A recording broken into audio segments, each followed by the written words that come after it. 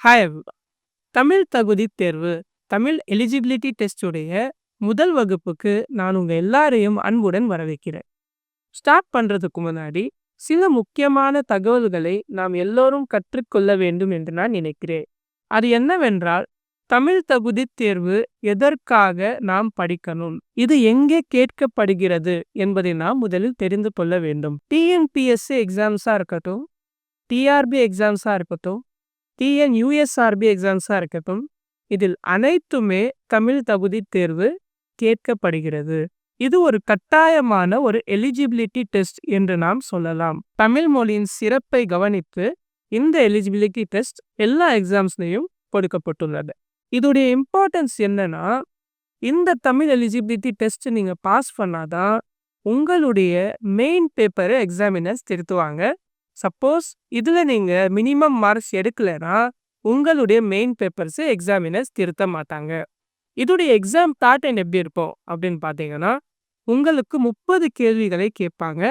½ an hour உங்களுக்கு time கொடுப்பாங்க. And இந்த எக்ஸாம் முதல் 20 கேள்விகளுக்கு 2 மார்க்கும், கடைசியா இருக்கும் 10 கேள்விகளுக்கு 1 மார்க்கும் கொடுத்து டோட்டலா உங்களுக்கு 50 மார்க்காக இந்த எக்ஸாம் இருக்கும். சரியா? இந்த 50 மார்க்கில் நீங்க 20 மார்க், அதாவது 40% மார்க் எடுத்தாதான் உங்களுடைய மெயின் பேப்பரை எக்ஸாமினர்ஸ் திருத்துவாங்க. ஸோ இந்த எக்ஸாம் மிகவும் முக்கியமானது. இதற்காக தயாராவது மிகவும் முக்கியம். இதுடைய இம்பார்ட்டன்ஸை பேஸ் பண்ணி தான் உங்களுக்காக நான் இந்த சீரீஸை கொண்டு வந்திருக்கேன். டோட்டலா உங்களுக்காக 60 கிளாஸை நடத்தணும் என்று நான் நினைக்கிறேன். இந்த 60 கிளாஸும் 3 எபிசோடா உங்களுக்காக நான் ப்ரீ வீடியோவா கொண்டு வந்திருக்கேன். ஸோ இதை பார்த்து நீங்களும் கற்றுக்கொண்டு மற்றவருக்கும் இதை கொடுத்து நீங்கள் வெற்றி பெற வேண்டும் என்று வாழ்த்தை தெரிவித்து நான் என்னுடைய செஷனை ஆரம்பிக்கிறேன். நான் Mohammed Rafeeq from Jo academy. வாங்க ஸ்டார்ட் பண்ணலாம்.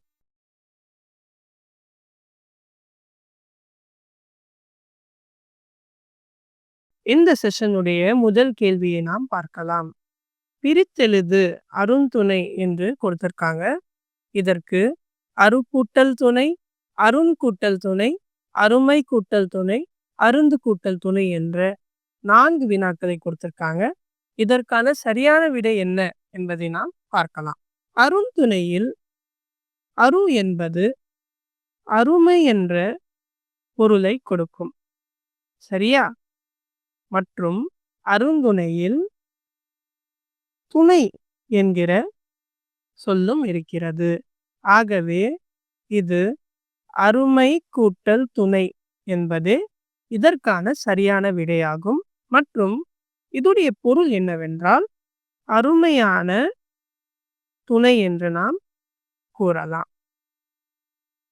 இரண்டாவது கேள்வியை நாம் பார்க்கலாம். பிரித்தெழுதுக, தேர்ந்தெடுத்து என்று கேட்டிருக்காங்க. இதற்கு தேர் பிளஸ் எடுத்து, தேர் பிளஸ் எடுத்து, தேர்ந்து பிளஸ் அடுத்து, தேர்ந்து பிளஸ் எடுத்து என்கிற 4 வினாக்களை கொடுத்திருக்காங்க. சரியா? இதற்கான சரியான விடை என்ன என்பதை நாம் பார்க்கலாம். தேர்ந்தெடுத்து இந்த சொல்லில் தேர்ந்து என்கிற சொல் இருக்கிறது. சரியா?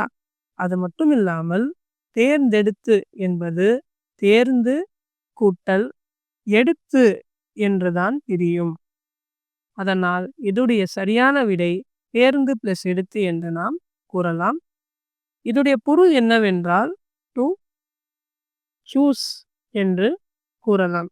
அதாவது 2 சாய்ஸ் இருக்கு என்றால் ஏதாவது ஒன்றை தேர்ந்தெடுக்கணும் என்பதுதான் இதுடைய பொருள். அடுத்ததா பொருந்தா சொல்லை கண்டறிக அப்படின்னு சொல்லியிருக்காங்க. அதாவது ஆட் ஒன் அவுட் அப்படின்னு நம்ம கேள்விப்பட்டிருப்போம். இதுல பேரச்சம், வினையச்சம், வினைமுற்று, முற்றச்சம் என்று 4 விடைகளை கொடுத்திருக்காங்க. இதுல ஆட் ஒன் அவுட் அப்படின்னு பார்க்கும்போது ஃபர்ஸ்ட் நம்ம பேரச்சம், வினையச்சம், முற்றச்சம் இந்த 3மே எச்சங்கள் என்று சொல்லுவாங்க. எச்சங்கள். அப்படி என்றால் இன்கம்ப்ளீட் சென்டென்ஸ்.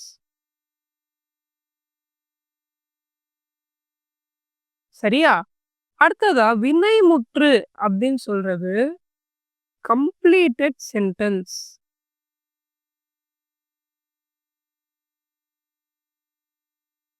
எடுத்துக்காட்டாக அவன் வந்தான். இது வினைமுற்று ஆகும். சரியா? ஆனால் முற்றெச்சம், வினையெச்சம், பேரெச்சம் எச்சங்களில் வரும்போது அது அவன் வருவான் என்று சொல்லலாம். இது இன்கம்ப்ளீட் ஆன சென்டென்ஸ். ஆகவே இதோடைய ஆன்சர் என்னன்னு பார்த்தீங்கன்னா வினைமுற்று என்பதுதான் இதற்கான பதில். அடுத்த கொஸ்டின், பொருந்தா சொல்லை கண்டறிக. இது கூட ஆட் ஒன் அவுட் தான்.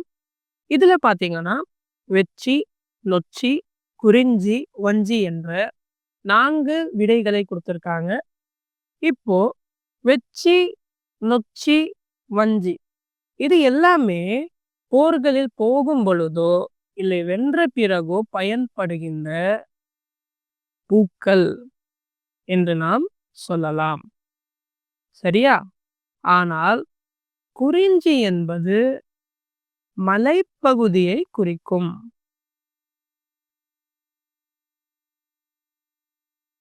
ஆதலால் இதற்கான சரியான விடை குறிஞ்சி மலை என்பதே ஆகும். அடுத்ததாக பொருந்தாத இணை எது என்று கேட்டிருக்காங்க. அதாவது இங்க 4 பேர்ஸை கொடுத்திருக்காங்க. சரியா? விலை உண்டாக்குதல், விலை விரும்பு, இலை செடி, இலை நூல் இலை என்று 4 பேர்ஸை கொடுத்திருக்காங்க. இதில் இருக்கும் ஒன்று மட்டுமே பொருந்தாத இணை கிடையாது. இதோடைய ஆன்சர் என்னன்னு பார்த்தீங்கன்னா இலை செடி என்பதே ஆகும். ஏன் என்று நான் உங்களுக்கு கூறுகிறேன். இப்போ இலை என்பது லீஃப் கிடையாது. சரிங்களா? ஏன்னா இந்த இலை வீக்னஸை குறிக்கும். சரியா? அண்ட் செடி என்பது பூச்செடி நமக்கு தெரியும். அதனால் இந்த இலை இதற்கான சரியான ஸ்பெல்லிங் உங்களுக்கு லை என்று வரும். இந்த இலை தவறானது. அதனால் இதுடைய சரியான பதில் இலை செடி. அடுத்ததா பொருந்தா சொல்லை கண்டறிக என்ற கேள்வியை கேட்டிருக்காங்க. இதுவும் ஆட் ஒன் அவுட் என்கிற வடிவத்தில் தான் இருக்கிறது. இங்கு பாக்கு, பஞ்சு, பாட்டு, பத்து என்ற 4 கேள்விகளை கேட்டிருக்காங்க. இப்போ இதில் பார்க்கும்போது பாக்கு, பாட்டு மற்றும் பத்து இந்த எழுத்துகளில் ஒரு விஷயம் காமனா இருக்கு. அது என்னன்னு பார்த்தீங்கன்னா அதுதான் வல்லினம். வல்லினம் என்பது இங்கிலீஷில் ஹார்ட் டபுள் கான்சனன்ட் அப்படின்ட்டு சொல்லுவாங்க. சரியா? இப்போ இந்த சொற்களில் பார்க்கும்போது பாக்கு என்னும் சொல்லில் இக்கு, கு என்பது இரண்டுமே கா என்னும் எழுத்திலிருந்து தான் வந்திருக்கிறது. பாட்டு என்னும் சொல்லில் இட்டு, டு என்பது டா என்னும் சொல்லிலிருந்து தான் வந்திருக்கிறது. அதே போல் பத்து என்னும் சொல்லில் இத்து, து என்பது தா என்னும் எழுத்திலிருந்து தான் வந்திருக்கிறது. ஆனால் இங்கு நாம் பஞ்சு இந்த எழுத்தை பார்க்கும்போது இஞ்சு, சு என்பது நா, சா என்கிற எழுத்துகளில் இருந்து வந்திருக்கிறது. ஆதலால் இது வல்லினம் கிடையாது. இது இடையினம் எனப்படும். சரியா? எனவே இதற்கான சரியான பதில் பஞ்சு என்பதே ஆகும். அடுத்ததா சந்தப்பிழையற்ற வாக்கியத்தை கண்டறிக அப்படின்னு கொஸ்டின் கேட்டிருக்காங்க. இதற்கு 4 விடைகளை கொடுத்திருக்காங்க. சரியா? இங்கு நம்ம பார்க்கும்போது சந்திப்பிழை என்பது 4 எழுத்துக்களை கண்டறிய வேண்டும். அது என்னவென்றால் இக்கு, இச்சு, இத்து, இப். இந்த 4 எழுத்துக்களை நாம் இந்த வாக்கியங்களில் கண்டறிய வேண்டும். அது சரியாக உள்ளதா என்பதை நாம் பார்க்க வேண்டும். சரியா? இப்போ நாம் பார்க்கும்போது முதலாவதாக பண்டை தமிழ் நாகரிகம் தனிப்பெரும் நாகரிகம் என்று கொடுத்திருக்காங்க. சரியா? ஆனால் இங்கு பண்டை தமிழ் என்று வர வேண்டும். இத்து என்ற எழுத்து இங்கே காணவில்லை. அதை போல் இங்க தனிப்பெரும் இடத்தில் இப்பு என்ற எழுத்து இருக்க வேண்டும். சரியா? இப்போ இது சரியானதாக கிடையாது. அடுத்ததான் நம்ம பார்க்கும்போது பண்டை தமிழ் நாகரிகம் தனிப்பெரும் நாகரிகம், இது சரியான விடை என்று நாம் கூறலாம். அடுத்ததா பண்டை தமிழ் நாகரிகம், இங்கு கூட இப்பு என்னும் சொல் காணவில்லை. சரியா? தனிப்பெரும் நாகரிகம் என்று வர வேண்டும். அதை போல் பண்டை தமிழ் நாகரிகம், இங்க இத்து என்னும் சொல் காணவில்லை. தனிப்பெரும் நாகரிகம். ஆகவே இதுடைய சரியான விடை பி என்னும் பண்டை தமிழ் நாகரிகம் தனிப்பெரும் நாகரிகம் என்பதே ஆகும். அடுத்ததா பிழை திருத்தம் வலுவுச் சொற்களை நீக்குதல் என்ற கொஸ்டினை கொடுத்திருக்காங்க. இதற்கு நீ வந்தேன், நீ வந்தான், நீ வந்தாய், நீ வந்தாள் என்ற 4 கேள்விகளை கொடுத்திருக்காங்க. இதற்கான சரியான பதில் என்ன என்பதை நாம் பார்க்கலாம். அதற்கு முன் வலுவுச் சொற்கள் என்றால் தவறான சொற்கள். எது தவறாக இருக்கிறதோ அதை விட்டு சரியா இருக்கும் சொல்லை நாம் தேர்ந்தெடுக்க வேண்டும். இப்போ நாம் இங்கு பார்க்கும்போது நீ என்னும் சொல் அனைத்திலும் இருக்கிறது. சரியா? நீ நீ என்பது செகண்ட் பர்சனை குறிக்கும் சொல். சரியா? ஆதலால் செகண்ட் பர்சனை குறிக்கும் சொல் வந்தால் அதற்கு ஆ என்னும் இல்லை ஐ என்னும் தான் முடிவு வர வேண்டும்.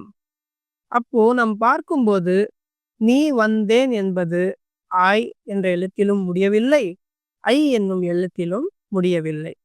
அதை போல் நீ வந்தான் என்பது கூட ஆய் என்னும் எழுத்தில் முடிவதில்லை, ஐ என்னும் எழுத்தில் கூட முடிவதில்லை. நீ வந்தாய் என்பது ஆ என்னும் எழுத்தில் முடியக்கூடிய ஒரு சொல்.